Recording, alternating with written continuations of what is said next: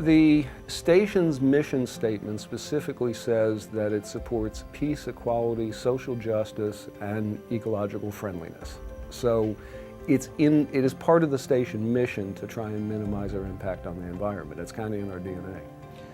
Well, in terms of stormwater runoff, everything that we have is a pervious surface. We don't have any impervious surfaces except obviously for the footprint of the house. And we essentially have zero runoff. The shell pathway, water goes right through it. There's no water standing. Obviously the landscape beds, water doesn't stand there. My wife and I decided that with the landscape being this mature, that it was time to change the way the landscape was watered. It didn't need the amount of water it had before, so we tore out the old irrigation system and put in a micro irrigation system. And at the same time just started doing a lot of work to trim back and take care of a couple of things that were overgrown, just maintenance. But the basic landscape that was put in here in 2005 has it's done exactly what the designers intended it to do. Actually, we were walking through the neighborhood one time, as I recall, and we saw several yards that had shell pathways, shell driveways, and we liked the looks of it.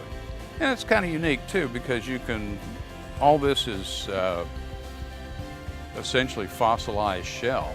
And so you're looking at stuff that's literally millions of years old, some very unique little shells in there that just kind of neat.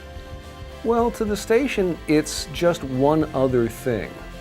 We just want to have as low an impact as we can, and water is one element of it. So we put in low flow toilets, we put in micro irrigation, we take all the rainwater that comes off the building and keep it on the property. We put nothing into the storm drains just because that's what we do. We just have a minimal impact, whether it's electrical, it doesn't matter. We just try and minimize the impact we have on the environment.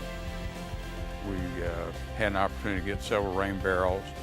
We also, as part of the redoing of the yard, we had gutters installed all around the house, and so at several of the downspouts we do have the rain barrel.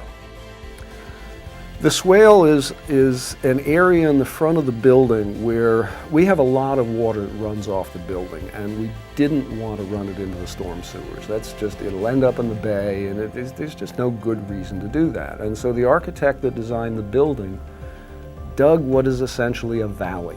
We're able to get water whenever we need it, obviously to the limit of the capacity of the rain barrels, and just do spot applications primarily of a lot of the plants around the yard. So it helps carry them through some of the drier times.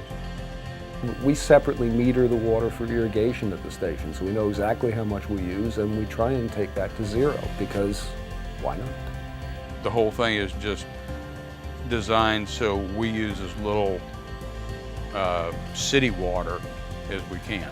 I'm Paul Carroll with WMNF Radio, and we are WaterWise. I'm Rick O'Hara, City of Tampa, and I'm WaterWise.